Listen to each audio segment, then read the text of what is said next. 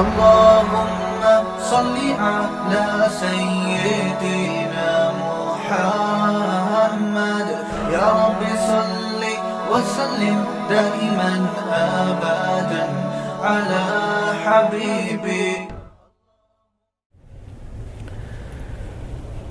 زندگی کی گھڑیاں بہت تیزی سے گزر رہی ہیں اور ہر آنے والا دن ہمیں قبر کے قریب کر رہا ہے، مجھے بھی اور آپ کو بھی. ایک دن آنے والا ہے کہ آپ لوگ کہیں گے کہ مولوی صاحب ہوتے تھے الفلاحیہ مسجد میں ممبر پہ بیان کیا کرتے تھے، ابھی تو ہیں، بیان کیا کرتے ہیں، ایک دن کیا ہو جائے گا؟ تھے. اور میرے ہیں سے تھے ہونے تک آپ میں سے بہت سے ہیں سے تھے ہو چکے ہوں گے. میرے مرنے تک پتہ نہیں کتنے آپ میں سے زندہ رہتے ہیں، کتنے مر چکے ہوتے ہیں. اور جو میرے مرنے سے پہلے آپ لوگوں میں سے زندہ رہ گئے، جو پھر میرے بارے میں یہ کہیں گے کہ وہ ہوا کرتے تھے، تو جو زندہ رہیں گے وہ بھی ہمیشہ نہیں رہیں گے، کچھ دنوں میں وہ بھی ہیں سے کیا بن جائیں گے؟ بولو بھائی. ابھی تو بول رہے ہیں، جب تھے ہوں گے تو پھر بولنے کا بھی موقع نہیں ہوگا. ابھی زندگی ہے، ہیں تھے بول دیں. جو دنیا سے جا چکے وہ تو بیچارے اس قابل بھی نہیں ہیں کہ یہ تبصرہ کر سکیں، بیان میں سر ہلا سکیں، یا ہاں یا نہ یا تھے یا ہیں بول سکیں. کیا خیال ہے بھائی؟ یہ ایک ایسی حقیقت ہے موت جس کا کوئی انکار نہیں کر سکتا، اس میں اختلاف نہیں ہے. نہ دیوبندی بریلویوں کا کوئی اختلاف ہے اس میں، حیرت کی بات ہے. نہ اہل حدیث اور غیر مقلد اور مقلد کا کوئی اختلاف نہیں ہے. ایگزامینیشن ہال ہے جس میں لا کے ہم سب کو اللہ نے بٹھا دیا، پرچہ تھما دیا اور بتایا کہ کچھ سوالات ضروری ہیں، کچھ آپشنل ہیں، اور پرچہ ہر ایک کو مختلف دیا گیا ہے، ہر ایک کی استعداد کے لحاظ سے، صلاحیت کے لحاظ سے. علماء کے پاس جو پرچہ ہے وہ الگ ہے، عوام کے پاس جو پیپر ہے امتحان کا وہ الگ ہے. اب جب ایگزامینیشن ہال میں آپ کو پرچہ تھما دیا جائے تو آپ اپنے حساب سے پرچہ لوگے یا دوسرے والا پرچہ اپنے پاس لا کے رکھو گے؟ ظاہر ہے ٹائم کم ہے، مقابلہ سخت ہے، تو اپنے سوالات کو فوکس کرو گے، دائیں بائیں جھانکنے کی کوشش نہیں کرو گے. اب مسئلہ یہ ہو گیا ہے کہ ایگزامینیشن ہال میں جو جس کی فیلڈ نہیں ہے وہ اس میں ٹانگ اڑا رہا ہے اور اپنے ضروری سوالات سے غافل ہو رہا ہے. آپ دیکھیں گے ہمارے اس دور میں مسائل کے معاملے میں ہر آدمی فنٹر بنا ہوا ہے. کسی سے بحث کروا لو، رفع الیدین کی، رفع الیدین نہ کرنے کی، آمین زور سے آہستہ، ہر آدمی فنٹر بنا ہوا ہے. لیکن اس سے جو قیامت کے دن جو ضروری سوالات ہوں گے ان سوالات کی طرف اس کی توجہ نہیں ہے. اس سے سوال یہ ہوگا کہ رات کی تنہائیوں میں کیا کیا کرتے تھے، لوگوں کے سامنے تو اللہ سے ڈرتے تھے، کیا تنہائی میں بھی اللہ سے ڈرتے تھے یا نہیں ڈرتے تھے؟ اپنے والدین کی خدمت کر کے جنت حاصل کرنے کی کوشش کی یا نہیں کی؟ رسول اللہ صلی اللہ علیہ وسلم نے ارشاد فرمایا کہ جس نے بوڑھے والدین کو پایا اور ان کی خدمت کر کے جنت اپنے اوپر لازم نہ کی، اس پر اللہ کی لعنت ہے. تو ان لوگوں کو دیکھ لیں جو مجتہد بنے ہوئے ہیں، جو فیلڈ علماء کی ہے اس میں بھی کیا کرتے ہیں؟ ٹانگ اڑاتے ہیں. لیکن نہ اللہ کے حقوق کی طرف توجہ، نہ مخلوق کے حقوق کی طرف توجہ. ایک صاحب حیات ممات کے مسئلے میں بہت بڑے فنٹر تھے، حیاتی مماتی، یہ حیات النبی ممات النبی، بہت فنٹر، بڑے ماہر. میں نے ان کو ایک دفعہ نصیحت کی، میں نے کہا چھوڑ دو، ان چکروں میں نہیں پڑو، انسان بن کے سیدھے مسلمان بن کے زندگی گزارو، اس میں نہیں اپنی صلاحیتوں کو برباد کرو. تو کہنے لگے کہ یہ بہت ضروری عقیدہ ہے، یہ عقائد ضروریہ میں سے ہے، اس کے بغیر ہم مسلمان نہیں ہو سکتے. تو اللہ تعالیٰ بعض دفعہ ایسی دلیل ذہن میں ڈالتے ہیں، میں قرآن و حدیث سے دلیل لیتا نا سمجھ میں نہیں آتی ان کے. ہر آدمی میں قرآن و حدیث میں مسائل کا جو چیپٹر ہے نا وہ سمجھنے کی صلاحیت ہر آدمی میں نہیں ہوتی. یہ بات پبلک کی سمجھ میں نہیں آ رہی ہے. پبلک سمجھتی ہے کہ ہم بھی قرآن و حدیث میں جو مسائل کا چیپٹر ہے وہ سمجھ سکتے ہیں. قرآن و حدیث میں یہ واقعہ میں بھول نہ جاؤں، یہ جو گٹی پکڑ کے رکھے ذرا اس کی، تاکہ جہاں سے بات چلی ہے نا وہیں سے، کیونکہ میں جیسے ہی ہماری گاڑی کراچی اسٹیشن سے نکلتی ہے نا درمیان میں بہت سارے ٹریک آنا شروع ہو جاتے ہیں. اور جیسے پاکستان کی ٹرین ہر ٹریک پہ ہر اسٹیشن پہ رکتی ہے نا، تو ہماری بھی ایسے ہی کچھ یہاں عادت ہو گئی ہے. عوام جو ہے نا اپنے آپ کو قرآن و حدیث کے معاملے میں، مسائل کے معاملے میں جاہل ماننے کے لیے تیار نہیں ہے. بس ایک آیت یاد کی ہوئی ہے، وَلَقَدْ يَسَّرْنَا الْقُرْآنَ لِلذِّكْرِ فَهَلْ مِن مُدَّكِرٍ، ہم نے قرآن کو نصیحت کے لیے آسان کر دیا، کوئی ہے سمجھنے والا؟ کہتے ہیں جب قرآن جب آسان ہے تو مولویوں سے پوچھنے کی ضرورت نہیں ہے. بیچاروں کو اس آیت کا مطلب نہیں آتا، باقی قرآن کیا آئے گا؟ یعنی جو آیت یہ بتا رہی ہے کہ ہم نے قرآن کو آسان کیا، اس کی تفسیر جس کو نہیں آتی وہ باقی قرآن کیا سمجھے گا؟ اللہ نے قید لگا دی ہے، یہ نہیں کہا وَلَقَدْ يَسَّرْنَا الْقُرْآنَ كُلَّهُ، ہم نے پورے قرآن کو آسان کر دیا. نا نا نا نا نا، قرآن نے خود بتایا ہے وَلَقَدْ يَسَّرْنَا الْقُرْآنَ لِلذِّكْرِ، نصیحت کے لیے آسان کیا ہے، لِلْمَسَائِلِ الْفِقْهِيَّةِ، فقہی مسائل کے لیے. ایسا نہیں ہے کہیں قرآن میں. نصیحت کی جو چیزیں ہیں، عبرت کی جو باتیں ہیں، وہ قرآن میں بہت آسان ہیں، ان کے لیے کسی مفتی یا عالم کے پاس جانے کی ضرورت نہیں. نصیحت کی باتیں جیسے حضرت موسیٰ علیہ السلام کا واقعہ کہ اللہ نے نافرمانوں کو سزا دی، فرما برداروں کو برتری دی. اللہ تعالیٰ نے دنیا پرستوں کو ہمیشہ ناکام کیا ہے، پیغمبروں کی اتباع کرنے والوں کو ہمیشہ کامیاب کیا ہے. یہ عبرت کی باتیں. آخرت، اللہ کے وجود اور اللہ کی قدرت کے دلائل. هو الذی خلق من الماء بشرا، دیکھو اس نے پانی سے بوند سے تمہیں بنایا. فجعلہ نسبا وصہرا، عزت کتنی دے دی اس نے، خاندان میں پیدا کیا، ددیال ننیال سسرال والا خاندان لگا دیا. یہ وہ باتیں ہیں جن کو سن کے اللہ کی محبت پیدا ہوتی ہے، اللہ کا خوف پیدا ہوتا ہے. یہ نصیحت کہلاتی ہیں یہ باتیں. دیکھو باپ جب اپنے بیٹے کو سمجھاتا ہے تو کبھی تو وہ سمجھانا نصیحت کی باتیں ہوتی ہیں، کبھی کوئی چیپٹر پڑھا رہا ہوتا ہے اس کو. اگر وہ نصیحت کی بات کرے گا تو بہت آسانی سے بچے کی سمجھ میں آئے گی، کیونکہ نصیحت کی بات ہمیشہ آسان ہوتی ہے تو سمجھ میں آتی ہے. اب باپ اپنے بیٹے کو سمجھا رہا ہو کہ بیٹا بڑوں کے تجربے سے فائدہ اٹھاؤ، بڑوں کی زندگی بڑوں سے پوچھ کے چلا کرو، کیونکہ ہمارا تجربہ تمہارے تجربے سے زیادہ ہے. اب یہ بہت آسان الفاظ ہے نا اس کے لیے. ایسی نصیحت باپ بیٹے کو کر رہا ہے کہ بیٹا وہ ڈکشنری کھول کے بیٹھا ہوا ہے کہ ابا نے جو یہ لفظ کہا تھا اس کا مطلب کیا ہے، اور یہ جو سینٹنس استعمال کیا اس میں سبجیکٹ کیا ہے، آبجیکٹ کیا ہے، ورب کیا ہے، ایکٹیو وائس کیا ہے، پیسو وائس کیا ہے. تو وہ نصیحت کا فائدہ ہوگا. نصیحت انتہائی آسان الفاظ میں ہوتی ہے.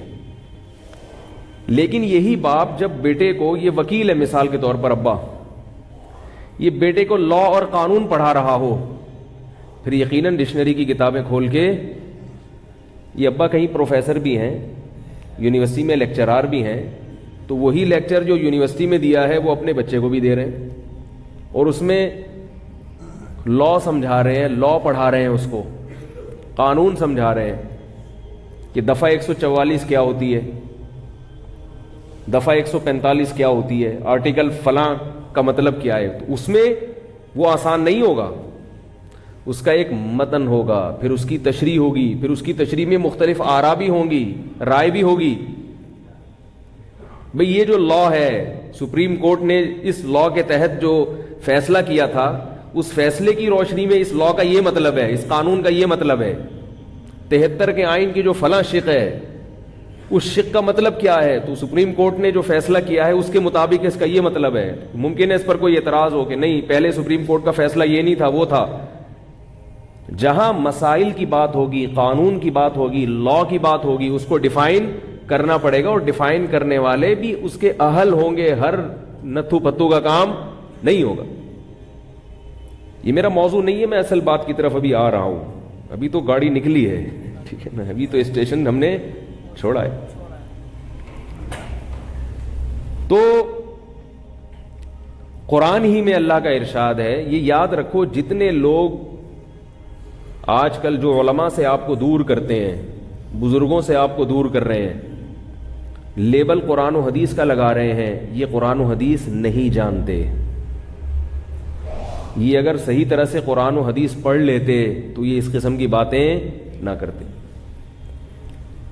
قرآن ہی میں اللہ کا ارشاد ہے وَأَنزَلْنَا إِلَيْكَ الذِّكْرَ لِتُبَيِّنَ لِلنَّاسِ مَا نُزِّلَ إِلَيْهِمْ.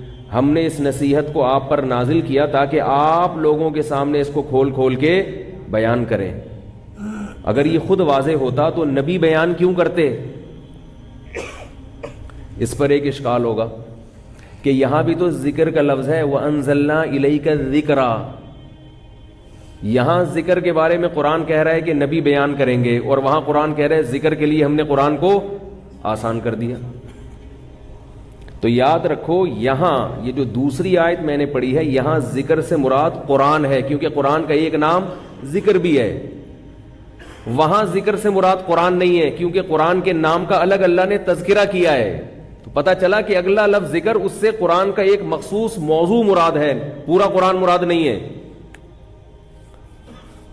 اب یہاں سے آپ لوگ کی جو سگنل ہے نا، انہوں نے کیچ کرنا ختم کر دیا.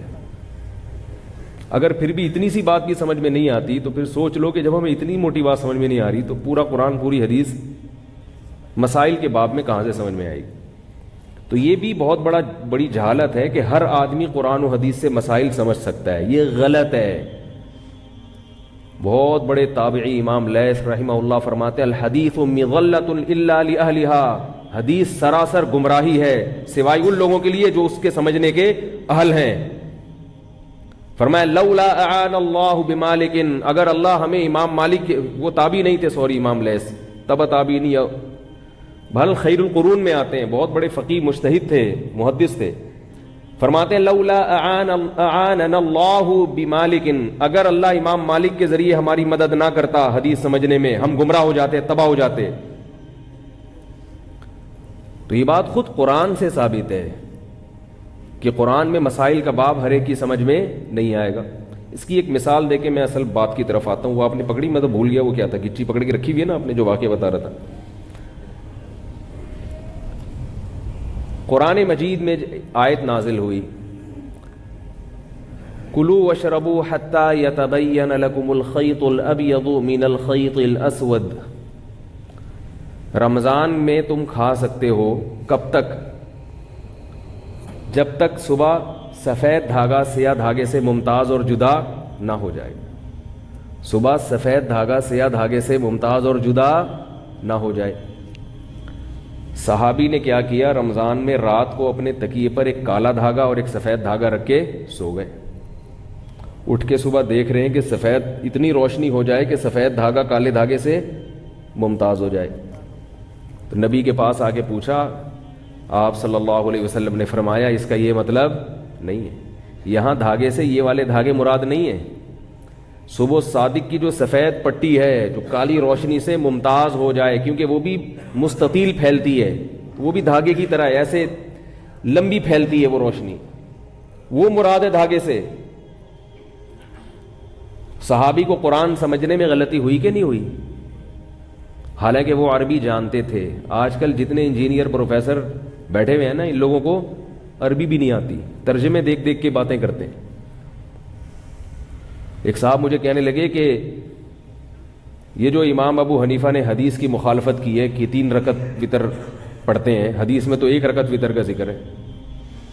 میں نے کہا کون سی حدیث ہے جس میں 1 رکعت وتر کا ذکر ہے؟ انہوں نے کہا حدیث میں آتا ہے کہ یوتر بواحدۃ، کان نبی صلی اللہ علیہ وسلم یوتر بواحدۃ، ایک رکعت وطر پڑھا کرتے تھے۔ تو میں نے کہا یہ حدیث کا ترجمہ کون سی حدیث میں ہے؟ یہ جو آپ اس کا ترجمہ کر رہے ہو یہ کون سی حدیث میں یہ والا ترجمہ؟ تو انہوں نے کہا ترجمہ تو حدیث میں نہیں ہوگا نا، ترجمہ تو اردو میں ہوگا، تو اردو تو تھی نہیں۔ تو میں نے کہا جس آدمی نے اس حدیث کا ترجمہ کیا ہے آپ کو یہ پتہ ہے کہ یہ ترجمہ اس کا بنتا ہے کہ نہیں بنتا؟ اس معاملے میں بھی تو آپ تقلید کر رہے ہو، جو انہوں نے لکھ دیا آپ نے مان لیا۔ یو تیرو کا یہ مطلب لینا، ہمیشہ یہ مطلب لینا کہ ایک رکعت وطر پڑھتے تھے، یہ مطلب لغت میں جو یو تیرو کا اصل مطلب ہے او ترا یو تیرو ایتارن، جفت کو طاق بنا دینا۔ ایون جو عدد ہوتا ہے نا اس کو آڈ کہتے ہیں جو دو پہ تقسیم نہ ہو سکے۔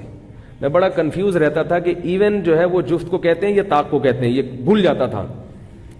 تو میں نے پھر ایک ایسے جو الفاظ ہوتے ہیں نا جو مشابہ ہوتے ہیں ان کے لیے کچھ علامات رکھ لیا کریں۔ تو ایون میں 4 عدد ہیں، 4 حروف ہیں، ای وی ای این، اور آڈ میں کتنے ہیں؟ 3۔ اس کا مطلب یہ آڈ جو ہے نا وہ اعداد ہوں گے جو 2 پہ تقسیم نہیں ہوتے، اور ایون وہ ہوں گے جو 2 پہ تقسیم ہو جاتے ہیں۔ یہ بڑی ٹیکنیکل باتیں، اس طرح لفظ یاد رہتے ہیں۔ قرآن مجید میں 2 الفاظ استعمال ہوئے ہیں، سندس اور استبرق۔ سندس کہتے ہیں باریک ریشم کو، استبرق کہتے ہیں موٹے ریشم کو۔ ابھی ہم طلب علمی کے دور میں یاد کر کے تھک جاتے تھے، پھر بھول جاتے تھے کہ موٹا ریشم ان میں کون سا ہے اور باریک کون سا ہے۔ تو ہمارے استاذ نے کہا استبرق، قاف یہ جو آ رہا ہے نا موٹا موٹا لفظ آ رہا ہے نا، کیا خیال ہے؟ استبرق، رق بولو گے قاف آ رہا ہے، قاف موٹا تازہ ہوتا ہے، قاف ویسے بھی گول ہوتا ہے، جو گول کے لوگ ہیں وہ دیکھنے میں قاف لگ رہے ہوتے ہیں۔ تو سندس میں ایسا نہیں ہے، سندس باریکی آ رہی، تو اس کے بعد ہمیشہ سے یاد ہو گیا کہ بھئی استبرق موٹا ریشم اور سندس باریک ریشم۔ اسی طرح ایک لفظ ہے رمل اور ایک لفظ ہے عربی میں رمل۔ جب ہم عمرے پہ جاتے ہیں یا حج پہ جاتے ہیں تو پہلے 3 چکر میں سینہ اکڑا کے، مرد کے لیے سینہ اکڑا کے چلنا سنت ہے، اور کسی حدیث میں عورت کو سینہ اکڑا کے چلنے سے منع نہیں کیا گیا، مگر پوری امت کا اجماع ہے کہ عورت رمل نہیں کرے گی۔ اس سے پتہ چلتا ہے کہ ہر مسئلہ حدیث میں بیان نہیں ہوتا۔ کسی حدیث میں عورت کو مردوں کی طرح رکوع کرنے سے منع نہیں کیا گیا، اس کے باوجود چاروں ائمہ کا اتفاق ہے کہ عورت مردوں کی طرح رکوع نہیں کرے گی، سمٹ کے کرے گی، کیونکہ وہ عورت ہے، وہ اکڑ کے نماز نہیں پڑھے گی، وہ سردے میں اپنے سرین کو نہیں اٹھائے گی، وہ عورت کا عورت ہونا ظاہر کرے گی کہ میں عورت ہوں، مرد نہیں ہوں۔ تو جن چیزوں کا تعلق پردے سے اور حیا سے ہے اس میں عورت تمام باتوں میں مرد سے خود بخود جدا ہے۔ سمجھ میں آ رہی ہے بات؟ تبھی عورت زور سے لبیک نہیں کہے گی، حالانکہ کسی حدیث میں زور سے لبیک کہنے سے عورت کو منع نہیں کیا گیا۔ یہ جو لوگ کہتے ہیں نا کہ صلو کما رأیتمونی اصلی، نبی نے فرمایا جیسے میں نماز پڑھتا ہوں ایسے پڑھو، تو نبی نے یہ بھی تو فرمایا حج جیسے میں نے کیا ویسے کرو، خذوا عنی مناسککم، جیسے میں نے حج کیا ایسے کرو۔ تو نبی نے تو صفا مروہ میں دوڑ لگائی ہے، تو ہم یہ حدیث عورتوں کو کیوں نہیں سناتے کہ نبی نے دوڑ لگائی ہے اور نبی نے فرمایا؟ حدیث کا مفہوم تو یہی ہوا نا کہ جیسے میں نے حج کیا ویسے ہی کرو۔ تو نبی نے تو دوڑ لگا کے کیا، تم آہستہ کیوں کر رہی ہو؟ تم بھی دوڑو۔ ظاہر ہے یہی کہا جائے گا کہ جن چیزوں کا حیا سے تعلق ہے اسلام اس میں عورت کو عورت دیکھنا چاہتا ہے، اس میں عورت کا عورت پنا جھلکنا چاہیے۔ یہ بھی میرا موضوع نہیں ہے، اس پر کہنے کے لیے اور بہت کچھ ہے، کیونکہ میں پھر وہ لوگوں کے سوالات شروع ہو جاتے ہیں کہ بھئی یہ والی بھی تو ہے، یہ بھی تو ہے، یہ بھی تو ہے۔ تو ابھی اس کو فی الحال ہم یہ درمیان میں آ رہے ہیں، گولے گنڈے والے بھی آ رہے ہیں، گرمنڈے، وہ تو جب ٹرین چلتی ہے تو آپ کو پتا ہے اسٹیشن پہ پھر ہر آدمی ٹرین پہ تو چڑھتا ہے نا، تو اب تو وہ ٹرینوں میں آوازیں ہی نہیں آتی گرمنڈے۔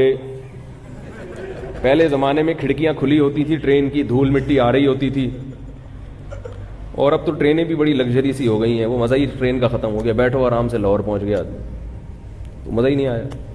پہلے ہم چھکا چھک کرتے ہوئے جاتے تھے، لیٹرین میں پہنچنا ایک بہت بڑا مجاہدہ ہوتا تھا، واش روم کے باہر غریبوں کی ایک پوری لائن ہوتی تھی جو بغیر ٹکٹ سفر کر کے وہاں سو رہے ہوتے تھے، ان غریبوں کو پھلانگتے ہوئے جانا، ان سے ریکویسٹ کرنا، پھر وہاں جانا اور پانی بھی مل جانا، اتنی سکون ملتا تھا، لوگ ریلیکس ہو جاتے تھے کہ یار اللہ کی اتنی نعمتیں.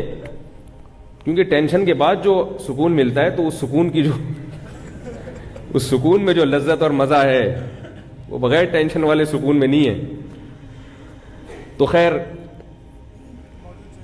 میں یہ عرض کر رہا تھا، کیا بات تھی جو ابھی میں یہاں سے اس میں جو موضوع ذہن میں لے کے بیٹھو نا تو پھر وہ اسی پہ کنٹینیو رہتا ہے آدمی، لیکن یہ بھی علمی باتیں ہیں، یہ الگ موضوع کے تحت پھر آتی ہیں. ہاں میں عرض کر رہا تھا کہ دیکھو صحابی رسول نے آیت کا مطلب غلط سمجھا، اس پر قرآن مجید کی آیت نازل ہوئی، ایک لفظ نازل ہوا من الفجر، فرمایا کلوا واشربوا حتی یتبین لکم الخیط الابیض من الخیط الاسود من الفجر کا لفظ نازل ہوا تاکہ دوبارہ کسی کو کنفیوژن نہ ہو. من الفجر یعنی فرمایا کہ اس سے مراد کیا ہے؟ فجر کی روشنی ہے، دھاگے مراد نہیں ہے. یہاں ایک سوال پیدا ہوتا ہے کہ قرآن یہ کنفیوژن پہلے ہی دور کر دیتا تاکہ یہ نوبت ہی نہ آتی.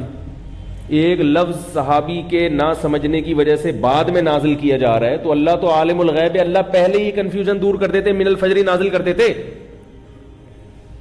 کیا خیال ہے بھائی؟ تو بھائی اللہ اگر پہلے کر دیتے نا نافذ نازل تو یہ فلسفہ پھر سمجھ میں ہمارے لیے آپ کو سمجھانا بہت مشکل ہوتا کہ اللہ کے بیان کے بغیر یا نبی کے بیان کے بغیر قرآن سمجھ میں نہیں آتا. یہ بات پھر سمجھ میں نہیں آتی. سمجھ میں آ رہی؟ اب آ گئی سمجھ میں یا اب بھی نہیں آئی؟ شکر ہے. تو میں یہ عرض کر رہا تھا میرے بھائی کہ جن سوالات کی تیاری ضروری ہے عوام کی توجہ ان سوالات کی تیاری کی طرف نہیں ہے، اور ان علماء سے عوام محبت بھی نہیں کرتی. عوام کو بھی مزہ آتا ہے چسکے لینے میں، جب تک ایک دوسرے پہ مولوی حضرات کیچڑ نہ اچھالیں، طنز نہ کریں، مناظرے بازی، چیلن بازی، وہ اس کو پچھاڑ دیا، اس نے اس کو پچھاڑ دیا، اس کے بغیر مزہ نہیں آتا. تو ہم سب کو، مجھے بھی اور آپ کو بھی اپنی قبر کی فکر کرنی چاہیے. سب سے پہلے سوال ہوگا توحید کے بارے میں، اور توحید کا وہ مفہوم جو قرآن نے بیان کیا. ایک اپنی گھڑی ہوئی توحیدیں بھی آج کل مارکیٹ میں چل رہی ہیں. بزرگوں کو اپنی زندگی سے نکال دینا، اس کو لوگ سمجھتے ہیں توحید، میں صرف اللہ کو مانتا ہوں، کسی بزرگ کو نہیں مانتا. میں نے کہا اپنی بیوی کو کیوں مانتا ہے تو ہے بھائی؟ اپنے باپ کو کیوں مانتا ہے؟ بعض لوگ بزرگوں سے محبت کا اظہار ان کے ہاتھ چومنے کو بھی شرک سمجھتے ہیں. اللہ کے بندوں، کسی سے عقیدت محبت میں ہاتھ چوم لینا شرک کا اس سے کیا تعلق ہے؟ میں مانتا ہوں کہ زیادہ نہیں، یہ چوما چاٹی جو اس طرح کی بزرگوں کی ہوتی ہے اس سے نقصان ہوتا ہے. اول تو کوئی بزرگ ہوتا بھی نہیں ہے، لوگ خام خواہ عقیدت میں ہاتھ پاؤں چومنا شروع کر دیتے ہیں. اس کے اعتدال ہر چیز میں اچھا ہے، لیکن اگر کوئی فرط محبت میں اپنے کسی بزرگ کے کبھی ہاتھ چوم لے اس میں کوئی خرابی نہیں ہے، اس کا شرک سے کوئی تعلق نہیں ہے.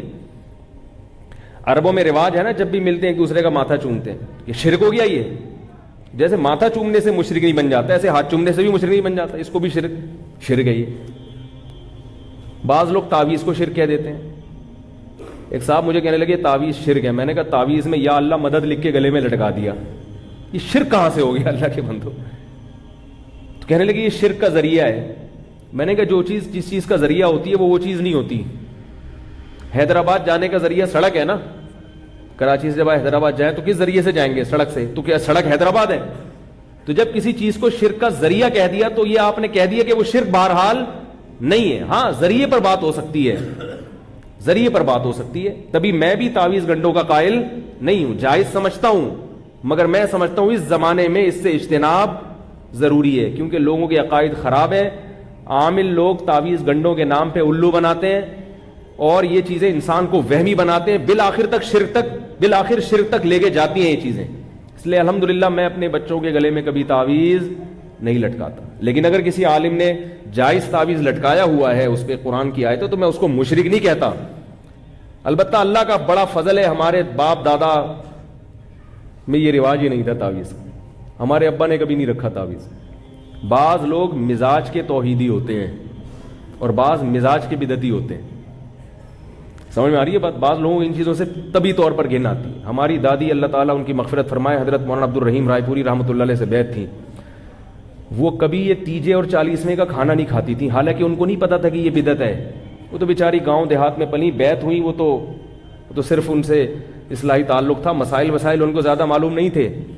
لیکن کہیں بھی کسی میت کے گھر سے کھانا آتا تھا کبھی نہیں کھاتی تھی، کہہ رہی تھی مجھے مردوں کے کھانوں سے ویسے ہی گھن آتی. بات آ رہی، ان کو آپ کوئی دلائل سے نہیں قائل کر سکتے کہ یہ جائز ہے یا ناجائز ہے. وہ کہیں جائز ہوگا تمہارے لیے ہوگا، ٹھیک ہے نا. یہ مردوں کے کھانے ہمارے حلق سے نہیں اترتے. تھوڑی سی غیرت بھی کوئی چیز ہوتی ہے نا. کیا خیال ہے؟ تو یہ جو تعویذ گنڈے والے لوگ ہیں نا، جائز ہونے ایک الگ چیز ہے، مگر یہ تعویذ گنڈے والوں میں آپ کو توکل کبھی نظر نہیں آئے گا. یہ ہمیشہ ان پر اللہ کا کچھ ایسا عذاب آتا ہے کہ یہ ہمیشہ اسی فلیتے پلیتوں میں لگے رہتے ہیں. انگوٹھے میں الگ دھاگا بندھا ہوگا، کالا سا پٹا گلے میں پڑا ہوگا، اور یہاں ایک کچھ باندھا ہوا ہوگا، اور پھر گھول کے بھی کچھ پی رہے ہوں گے صبح شام. ساری زندگی اسی میں. اللہ کا بڑا فضل ہے، ہمارے سارے کام اللہ دعاؤں سے پورے کر دیتا ہے. ہمارے بچے کبھی بیمار ہوں، ہم دعا مانگتے ہیں اللہ سے، الحمدللہ اللہ شفا دے دیتا ہے. ڈاکٹر سے علاج کراتے ہیں، ایک محلے کے ڈاکٹر ہیں، وہ سارے بچوں کے پورے رول نمبر کے حساب سے انہوں نے یاد کیے، کون سا پیس ہے یہ تیسرے نمبر والا پیس ہے. اللہ نظر سے بچائے. بس اتنا سورہ فلق سورہ ناس پڑھ لیتے ہیں، دم کر لیتے ہیں. مجھے بہت لوگوں نے کہا کہ آپ یوں کریں، آپ ایسا کریں، آپ عاملوں کے خلاف بہت بولتے ہیں، یہ کچھ کر دیں گے. میں نے کہا ان کا باپ بھی کچھ نہیں کر سکتا. کیا خیال ہے؟ ان سے تو ڈرو ہی نہیں. جن چڑیل بھوت سے جو عامل جو جن چڑیل بھوت سے دھمکی دیتے ہیں نا، اس سے تو ڈرو. شیر سے ڈر لو، گدھے سے بھی کبھی کبھار ڈر لگتا ہے، لات نہ مار دے. کتے سے ڈر لگتا ہے، میں اپنی بات کر رہا ہوں، کبھی کبھار مجھے کتے سے بھی ڈر لگتا ہے کہ یار کہیں حملہ ہی نہ کر دے. حتیٰ کہ کبھی کبھار بکرے سے بھی ڈر لگتا ہے کہ ٹکر نہ مار دے. اور بیوی سے تو سب مسلمانوں کو ڈر لگتا ہے. ہر چیز جو دنیا کے ڈراتی ہے، ہم بھی ڈرتے ہیں الحمدللہ. انسان ہے، ہم کوئی لوہے اور فولاد کے بنے ہوئے نہیں. اندھیرے سے بھی بعض دفعہ ڈر لگتا ہے. قبرستان میں آپ رات کو اندھیرے میں جا کے بیٹھو تو کتنا ہی بڑا فنٹر ہو، تھوڑا سا ڈر لگے گا. اللہ کا بڑا فضل ہے، میں کبھی عامل سے، چاہے دیوبندی ہو، چاہے کسی بزرگ کا خلیفہ ہو، چاہے اس کے ماتھے پہ تہجد کے نشانات ہوں، چاہے اس کو 100 بزرگوں سے خلافتیں ملی ہوئی ہوں، اپن نہیں مانتا بھائی، ہم نہیں مانتے. اس پہ میں بہت دلائل لے چکا ہوں، لیکن اگر کسی کو دلیل سمجھ میں نہیں آئے تو کانفیڈنس بھی ایک دلیل ہوتی ہے کہ ایک آدمی ممبر پہ بیٹھ کے اتنی کانفیڈنس سے بات کر رہا ہے، اس کا مطلب کچھ بات میں دم ہے. کانفیڈنس بھی دلیل ہوتی ہے بعض دفعہ. حضرت ابو بکر نے حضرت عمر رضی اللہ تعالیٰ عنہ کا کسی رائے میں اختلاف ہوا تھا، حضرت عمر رضی اللہ تعالیٰ عنہ نے کہا کہ قرآن کو جمع کیا جائے. حضرت ابو بکر نے کہا جو کام نبی نے نہیں کیا میں وہ کیوں کروں، جو کام نبی نے نہیں کیا میں وہ کیوں کروں. حضرت عمر نے فرمایا آپ کو کرنا پڑے گا. اتنے بغیر دلیل کے حضرت عمر کانفیڈنس سے بات کرتے رہے کرنا پڑے گا ورنہ قرآن ضائع ہو جائے گا. ابو بکر فرما رہے ہیں کہ بھائی اگر ضائع ہونے کا خطرہ تھا تو نبی نے کیوں نہیں کیا یہ کام. حضرت عمر دلیل نہیں دے رہے، حضرت فرمایا نہیں کرنا پڑے گا ورنہ ضائع ہو جائے گا. اتنا زور سے اصرار کیا. ابو بکر فرماتے ہیں اللہ نے مجھے شرح صدر کر دیا کہ بھائی یہ عمر صحیح کہہ رہے ہیں. بعض دفعہ دلیل نہیں ہوتی، بندے کا کانفیڈنس کام کر جاتا ہے. میرے پاس تو دلیل بھی ہے، کہیں ہے نہ سمجھے. کانفیڈنس کی بڑی ویلیو ہے. آپ کو پتا ہے کہ ایک چوہے نے جو ہے نا ہاتھی کو پرپوز کیا، ہتھنی کو. چوہا ہے اور ہاتھی کی جو ماتا ہے ہتھنی، اس کو پرپوز کیا. تو ہتھنی نے بولا تو اپنی اوقات دیکھ، تو اپنی اوقات دیکھ کمبخت، اپنا خاندان دیکھ، اپنا قد دیکھ، نہ تیرا نیچ خاندان کے گھٹیا آدمی، تجھے شرم نہیں آئی؟ میرے لیے نکاح کا پیغام بھیج رہا ہے، تو شرم نہیں آئی؟ تو چوہا کہتا ہے ان سب چیزوں کو چھوڑ، کانفیڈنس دیکھ میرا. ان سب چیزوں کو، یہ خیر لطیفہ ہے، اس کو لطیفہ ہی سمجھے آپ. کہہ رہے ان سب چیزوں کو چھوڑ، ایک خوبی ہے میرے اندر، وہ کیا ہے؟ کانفیڈنس. تو ہم تو بھائی ایسے اللہ کا شکر ہے کوئی ایسے برے خاندان کے بھی نہیں ہیں. ہمارے پاس تو دلائل بھی ہیں. تو دلائل کے ساتھ جب کانفیڈنس بھی ہو تو بعد میں اور جان پڑ جاتی ہے. تو اس لیے عاملوں سے قطعاً متاثر ہونے کی ضرورت نہیں ہے. اور مجھے یہ نہ بتایا کرے وہ اتنے بڑے بزرگ ہیں ان کے پاس تو حضرت مولانا فلاں دامت برکاتہم جاتے ہیں. مجھے یہ بھی کہتے ہیں حضرت آپ کے استاذ فلاں کے پاس جاتے ہیں. میں نہیں مانتا. میں اپنے استاذوں کو مانتا ہوں، مگر وہ جن کے پاس علاج کے لیے جا رہے ہیں خدا کی قسم نہیں مانتا ان کو. اب آپ مجھے اس میں جذباتی سمجھیں یا بیوقوف سمجھیں یا متشدد سمجھیں، جو مرضی سمجھیں. اگر آپ کو عبرت نہیں ہوتی تو جائیں آپ پھر علاج کرائیں. زندگی اگر آپ کی تباہ نہ ہوئی اور تعویذ گنڈوں فلیتوں پلیتوں میں ساری زندگی نہ گزری تو میرا نام بدل دینا آپ. جو ایک دفعہ ان فلیتوں پلیتوں کے پاس چلا گیا نا، روحانی ٹوٹکوں اور فضول لوگوں کے پاس، پوری زندگی کے لیے برباد ہو جاتا ہے. جن چڑیل بھوت کا علاج گھر میں کر لو، آیت الکرسی، سورہ فلق، سورہ ناس پھونک لگا کے. یا کسی مسجد کے امام صاحب کے پاس, بزرگ کے پاس, جو بھی ہیں جو یہ کام کرتے نہیں ہیں ان کے پاس لے جاؤ, بولو حضرت آپ نیک آدمی ہیں, آپ کی پھونک میں اللہ نے دم رکھا ہوگا تو اس سے پھونک لگوا لو, یہ ٹھیک ہے, اتنا میں مانتا ہوں. سمجھ رہے ہو؟ تو عجیب عجیب نظر اتار رہے ہیں, وہ تسبیح کو یوں ٹک ٹک ٹک کر کے نظر اتار رہا ہے. تجھے یہ کیسے پتا چلا کہ اس میں نظر لگی ہے؟ اور ہر ایک پر 99% لوگوں پہ نظر لگ رہی ہے. میں مانتا ہوں کہ نظر لگتی ہے, برحق ہے, مگر اتنی زیادہ لگ رہی ہے کہ 99% لوگ نظر کی وجہ سے کھانس رہے ہیں. بھائی سردیاں تو کھانسی تو ہوگی نا. ایک خاتون کا لائی ایک اپنے چھوٹے بچے کو لے کے, یہ بیمار ہے اور یہ ٹھیک نہیں ہو رہا, فلانے فلیتے فلانے پلیتے اور پتہ نہیں کیا, اور مفتی صاحب آپ دم کریں. میں نے کہا دم تو ہم کر دیتے ہیں, وہ تو سنت عمل ہے, لیکن یہ بچہ بیمار کیوں ہے؟ ان سے میں نے پوچھا یہ ماں کی فیڈ پی رہا ہے کہ نہیں پی رہا؟ انہوں نے کہا نہیں, ڈبے پہ چل رہا ہے یہ. میں نے کہا جتنے فلیتے پلیتے لگا لو, یہ بچہ صحت مند نہیں ہو سکتا. اللہ نے ڈبے نہیں پیدا کیے, بچے کے پیدا ہوتے ہی کیا مارکیٹ میں ایک دم ڈبے آ جاتے ہیں؟ بھائی اگر بچے کے لیے ڈبے کا دودھ اچھا ہوتا جو ڈاکٹر لکھ کے دے رہا ہے, تو جیسے ہی بچہ پیدا ہوتا آسمان سے آپ کے گھروں میں 2-3 ڈبے اترتے اللہ کی طرف سے. جیسے ہی بچہ پیدا ہوتا ہے فوراً ماں کی چھاتیوں میں دودھ پیدا ہوتا ہے, اس لیے کہ اللہ جانتا ہے اس کی کیا چیز اس کے لیے کیا ضروری ہے. تو ماں کا دودھ ضروری تھا تو اللہ نے وہ پیدا کر دیا, ڈبہ ضروری نہیں تھا تو اللہ نے نہ ڈبہ پیدا کیا نہ ڈبے کے اندر دودھ پیدا کیا. یہ ڈاکٹروں کی تقریریں ہمارے سامنے, یہ فالتو قسم کی تقریریں.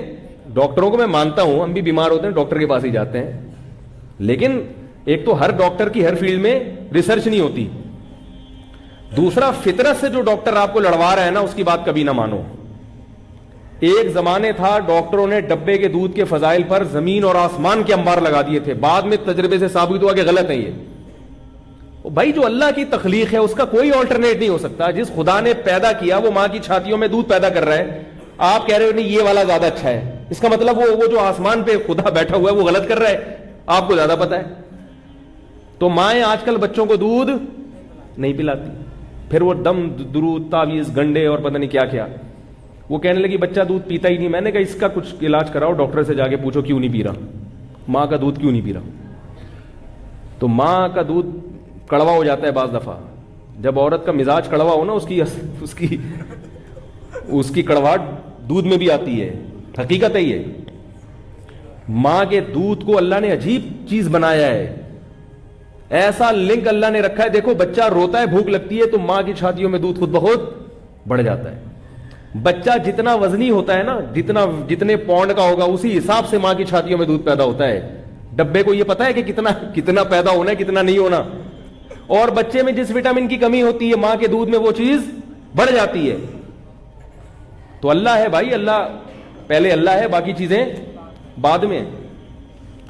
تو جلدی سے بات کو نمٹاؤں میں, کہاں بات چل رہی تھی ہے نہیں, یہ جو یہاں ڈبے پر بات آئی ایگزام سے بعد جو بات آگے چل رہی تھی. ہاں میں یس کر رہا تھا کہ قبر میں جو سوال ہوگا وہ سب سے پہلے کیا ہوگا, توحید کا. اللہ کو مانتے ہو, اور توحید حقیقی توحید, وہ نہیں کہ جو بھی توحید کے نام پہ فرقہ واریت پھیلا دیں. تو میں یس کر رہا تھا یہ تعویذ گنڈوں کے چکر میں اللہ کے بندو نہ پڑا کرو, اللہ سے دعائیں مانگو, دعائیں مانگنا سیکھو. جب کوئی پریشانی ہو مشکل ہو تو اس کے اسباب بھی دیکھو کہ کیوں پریشانی ہو رہی ہے, اس کے اسباب دور کرو. ہماری اپنی حماقتیں ہیں جن کی ہمیں سزا مل رہی ہوتی.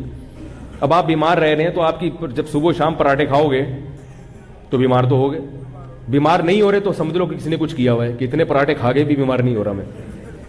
حقیقت ہے نا, جس قسم کی خوراکیں ہیں, ایکسرسائز بالکل بھی نہیں ہے, پھر کہہ رہے ہیں یار پتہ نہیں گھر میں پریشانیاں ہی چلی جا رہی ہیں. احتیاط بالکل بھی نہیں ہے کسی چیز میں, بالکل بھی محتاط نہیں ہے. احتیاط والا پہلو تو اختیار کرتے ہی نہیں ہے.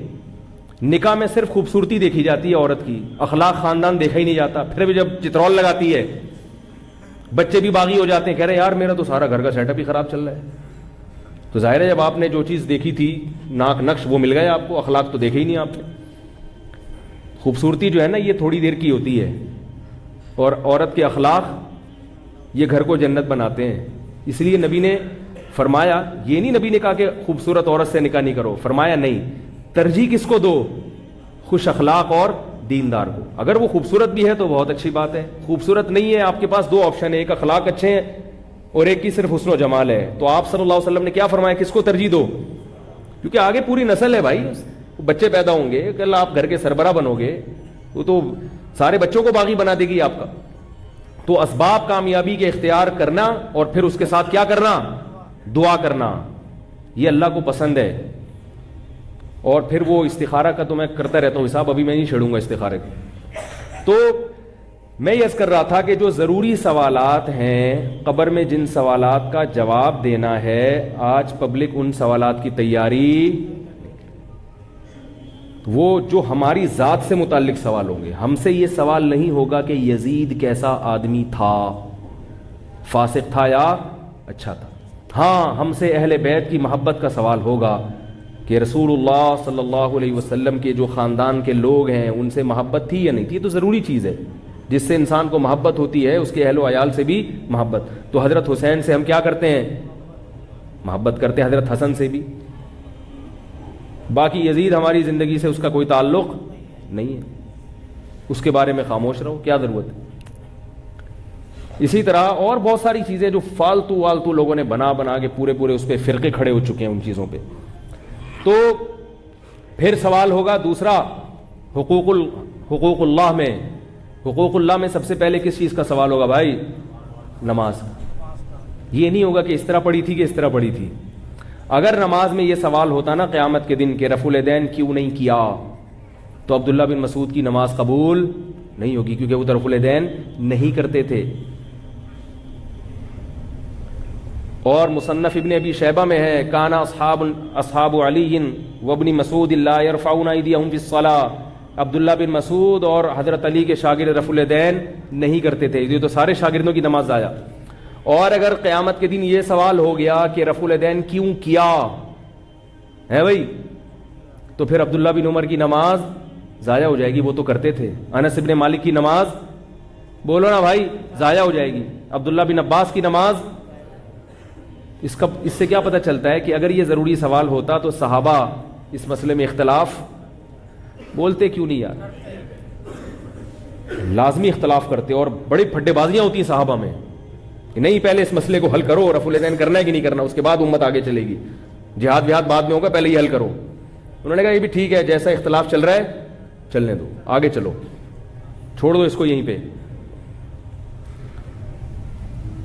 نماز کے بارے میں سوال ہوگا کہ پڑھی کے, جو اجماع سے نماز ثابت ہے جتنی حیت, اس پہ تو سب متفق ہیں نا. اللہ کا بڑا فضل ہے کہ امت میں اتنے اختلافات کے باوجود بنیادی چیزوں میں سب الحمدللہ, اہل حق لوگوں کی بات کر رہا ہوں, وہ بنیادی چیزوں میں الحمدللہ سب متفق ہیں اہل حق علماء. نمازیں کتنی ہیں, 5 ہیں. تو حقوق العباد میں سب سے پہلے کس کا سوال ہوگا, نماز کا, جماعت سے نماز. اور حقوق العباد میں سب سے پہلے, بولو بھائی نہیں پتہ ہی کوئی نہیں, والدین کے بارے میں.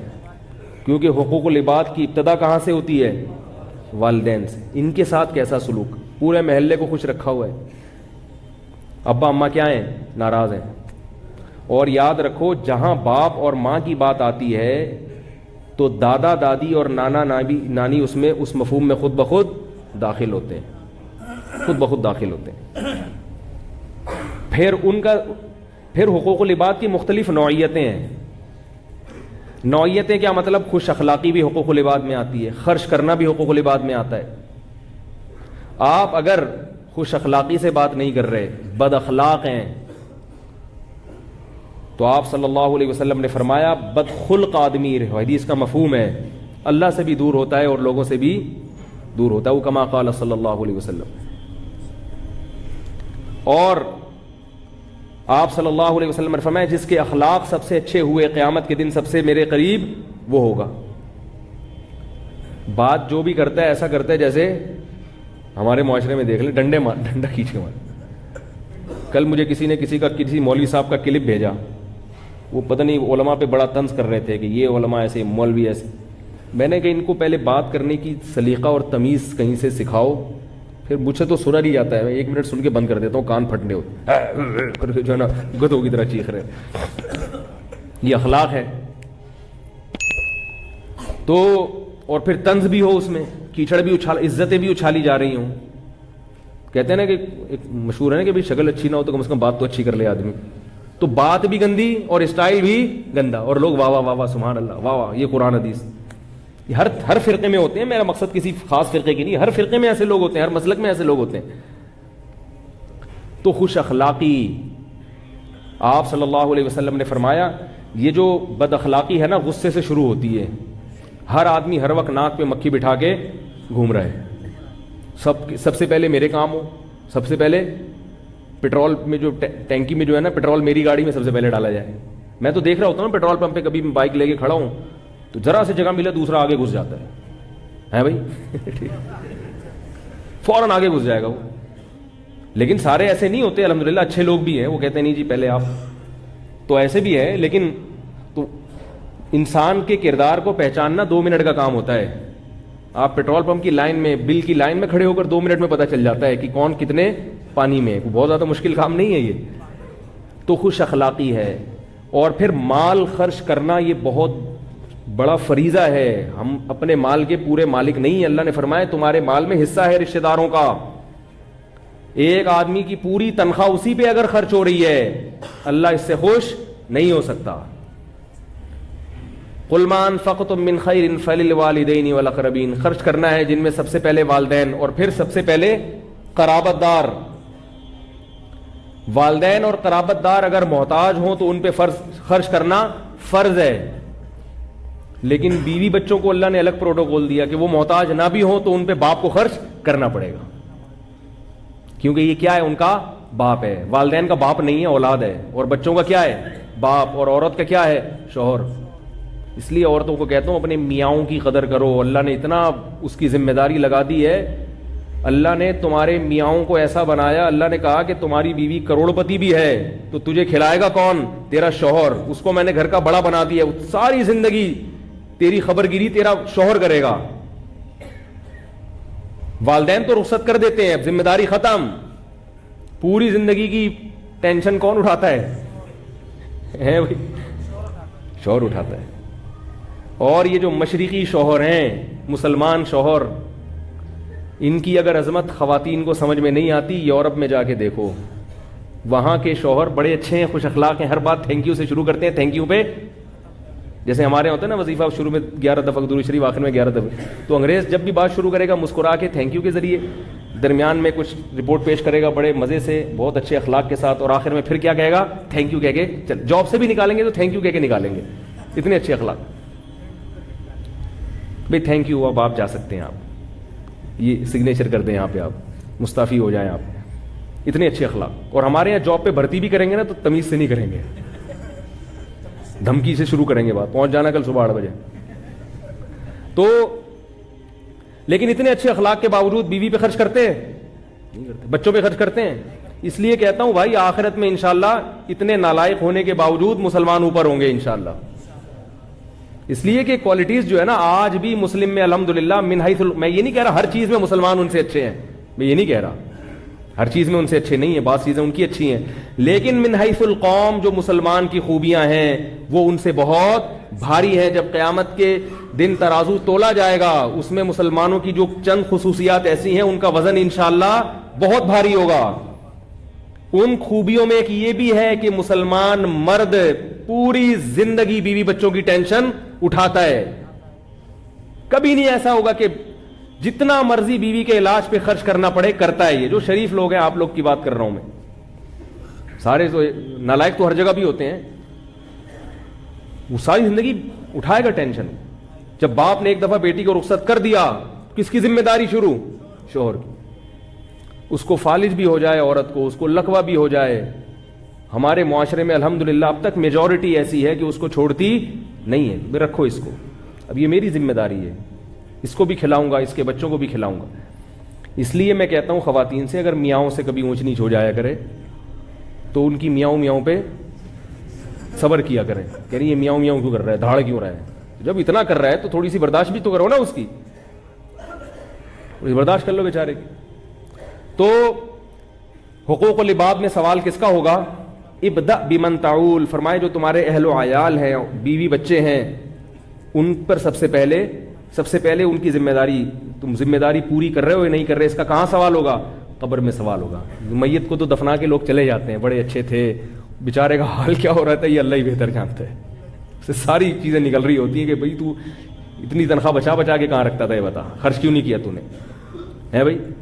نبی صلی اللہ علیہ وسلم نے فرمایا جیسا خود کھاتے ہو ایسا گھر والوں کو کھلاؤ, جیسا خود پہنتے ہو ایسا ہی گھر والوں کو پہناؤ. تو یہ سوال ہوگا.